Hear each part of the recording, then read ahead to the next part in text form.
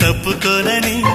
కంటి పాప ఇంటిలోన ఏరి కోరి చేరుకున్న దీపమా అల్లం నేరేడు కళ్ళతానా ప్రేమ వల్ల పట్టాను పిల్లదానా